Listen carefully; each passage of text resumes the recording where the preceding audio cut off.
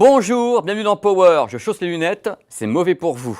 Ça fait des mois que je rêvais de faire cette émission pour vous parler du son, pas de l'audio 24 bits, mais du son cinéma, c'est-à-dire ce qu'on appelle le son du home cinéma. Je vais vous faire rêver immédiatement, je vais vous dire Dolby Digital, Dolby Surround, DTS, DTS HD, DTS HD Master Audio, ou bien encore Dolby Atmos, DTS X.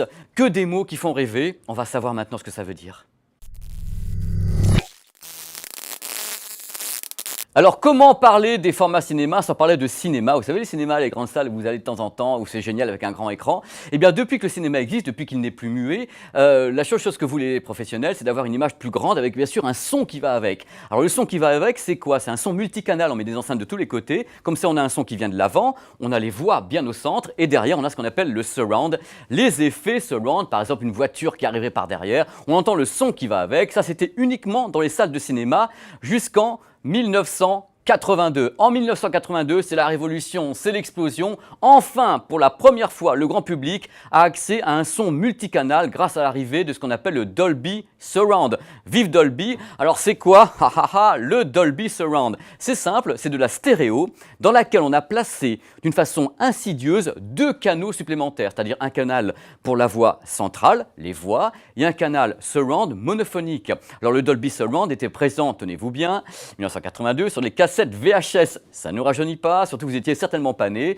Et la façon de décoder ce Dolby Surround, c'est d'avoir derrière un ampli Dolby Surround qui permettait d'avoir, grâce à la cassette VHS, un son sur 4 enceintes à la maison. Voilà, l'enceinte stéréo centrale et le canal surround monophonique. C'était le début de la révolution du son multicanal chez soi. À propos, quand je dis monophonie, ça veut dire que les deux enceintes diffusent la même chose. Quand je dis que le canal surround est monophonique à l'arrière, gauche ou droite, c'est la même chose dans les deux enceintes. Monophonie. Voilà, on passe à la suite maintenant. Ah là là, quel bonheur l'arrivée du numérique, mais quel bonheur! 1992, c'est l'arrivée du numérique en home cinéma avec le débarquement d'un format sonore très très connu de tout le monde. C'est le Dolby Digital. Alors je vais pas être sympa avec lui directement, il a quand même plus de 20 ans. C'est une sorte de MP3 du home cinéma. Pourquoi? Parce que les débits sont très très faibles, débits numériques très faibles. Il peut stocker de 1 à 6 canaux. Alors si c'est un canal, c'est du mono. Si c'est 2 canaux, c'est de la stéréo. Après, bien sûr, on rajoute l'enceinte centrale, enceinte arrière droite, enceinte arrière gauche et le caisson de grave. Ce qui est bien, c'est que tous les canaux sont indépendants. Donc on peut vraiment jouer de tous les côtés, faire bouger des voix, des voitures, des trucs, c'est génial. Au niveau des débits numériques, ça dépend de la source. Ça peut aller de 32 kilobits jusqu'à 640 kilobits. Ça dépend que ce soit si c'est sur un Blu-ray, un DVD, sur la box. Bon, bref, la qualité est très différente suivant les films que vous allez regarder, tout simplement. La vie, mais qu'est-ce que c'est beau la vie! Vous pensez bien que Dolby n'allait pas rester tout seul avec son Dolby Digital. En 1993, il y a un T-Rex qui se pointe, un énorme T-Rex, et qui vient tout écraser.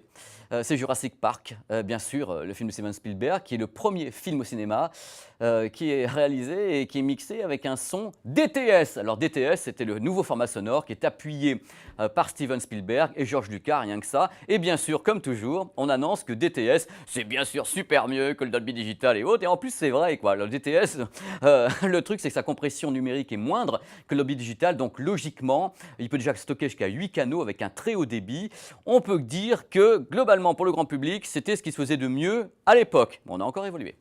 Il faut savoir un truc, grâce au DTS, on a pu passer en 7.1 canaux. Ça fait vraiment beaucoup d'enceintes, hein, et rassurez-vous, tout va bien. Tout ça avec un très haut débit. Mais attention, le débit dépendait également du support. Il pouvait être sur le DVD avec un débit moyen, il pouvait être en même temps sur un laserdisc avec un plus haut débit. Là, c'est vraiment des trucs, ça bouge d'un film à l'autre. Ça, je ne peux pas vous dire plus, parce que là, c'est le bazar.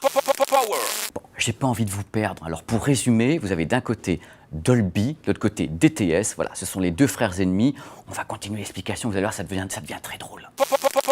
Dolby, DTS, Dolby, DTS. Ouais, Dolby, DTS, les deux sont quand même des formats compressifs, c'est-à-dire qu'aucun des deux ne permet d'avoir le son qu'on trouve dans les salles de cinéma. Et oui, c'est comme ça, c'est la vérité. Donc, il a fallu attendre 2005, l'arrivée en fanfare du Blu-ray. Alors le Blu-ray, vous savez, le Blu-ray a une grosse capacité. Bien sûr, l'image du Blu-ray est en Full HD, mais attention, du coup, le son est passé également en HD, c'est-à-dire vraiment avec un maximum de débit. Alors du coup, que s'est-il passé? Le Dolby Digital est devenu Dolby True HD sur les Blu-ray, donc avec un son plein pot comme au cinéma. Et le DTS est devenu DTS HD Master Audio avec la même version audio qu'on peut trouver dans les salles de cinéma. C'est-à-dire que globalement, le public pour la première fois avait la même expérience presque au niveau de l'image et au niveau du son que ce qu'il trouvait dans les salles de cinéma, les meilleures salles de cinéma, grâce au Blu-ray. On n'a pas fait mieux. Comment le retranscrire à la maison? Eh bien, d'abord, je vais vous faire un geste. Tu l'as vu, l'oseille, tu l'as vu.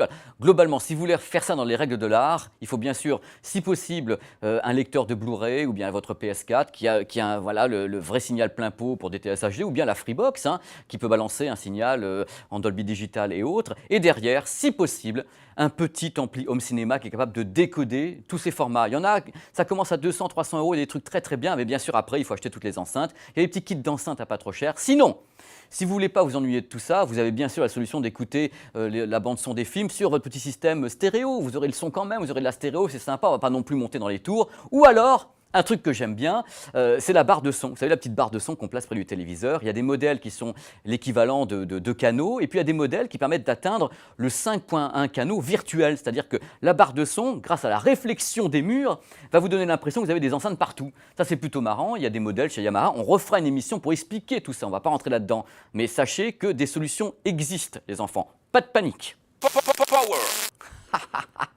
Je prends mon rire de hyène parce qu'il y a de quoi. Vous avez aimé le DTS HD Master Audio, vous avez adoré le Dolby 3 HD des Blu-ray. Et figurez-vous que c'est pas fini parce que Dolby, se sentant certainement, je ne sais pas, menacé ou je sais pas quoi, a créé le Dolby Atmos. Alors vous avez entendu parler de Dolby Atmos, mais c'est quoi? Ça permet d'avoir pour la première fois un surround horizontal et vertical. C'est-à-dire quand vous êtes dans une salle Dolby Atmos au cinéma, 2 fois 64 enceintes quand même dans la salle de cinéma. Vous avez par exemple un hélicoptère qui décolle et vous sentez le son de l'hélicoptère qui monte dans la pièce en même temps. Ça, c'est le Dolby Atmos. On ne pouvait pas le faire auparavant. Il y a la version domestique, bien sûr, de Dolby Atmos. Alors, il y a l'ampli Dolby Atmos, et il y a les enceintes. Il n'en faut pas 2 fois 64. Il faut les 5.1 enceintes traditionnelles, plus 2 enceintes, tout simplement. 2 enceintes qu'on rajoute, avec des haut-parleurs qui sont dirigés plutôt vers le haut. Ça fait qu'ils permettent d'avoir une élévation. On peut avoir une hauteur dans le Dolby Atmos qu'on ne peut pas avoir avec le système classique. Ça va, vous me suivez? J'ai oublié de vous dire, ça coûte une blinde. Il y a encore aussi un truc à savoir, c'est qu'il n'y a pas beaucoup de films en Dolby Atmos. Donc pour le moment, l'investissement, on va peut-être attendre un tout petit peu. Enfin, si vous avez envie, moi je ne vous empêche pas de claquer votre fric. DTS, Dolby Atmos, fallait la riposte. DTS X, voilà, le DTS a sorti DTS X, qui est le concurrent de Dolby Atmos. On va peut-être arrêter là parce que je crois que je vais m'évanouir. Un petit truc pour finir, vous avez entendu parler de THX? THX, tout le monde dit « Ah, j'aime trop le son THX !»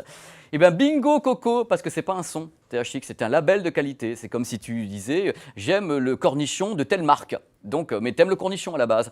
Donc, si le THX, c'est une norme de qualité qui correspond à la qualité d'une salle, sa taille, le revêtement du sol, la qualité des rideaux, la qualité de la réflexion de la salle. Donc, les salles qui sont THX répondent au cahier des charges de l'équipe de Georges Lucas THX. Les Blu-ray qui sont marqués THX, c'est parce que le master des Blu-ray a été avalisé par les équipes de THX. Les amplis THX, enceintes THX, c'est parce qu'elles ont été avalisées par la norme de qualité. On vous garantit une qualité, mais en aucun cas, THX est un son. Le son, la qualité sonore à la base, c'est le Dolby Digital, le Dolby Atmos, le DTS, mais retranscrit avec le label de qualité THX.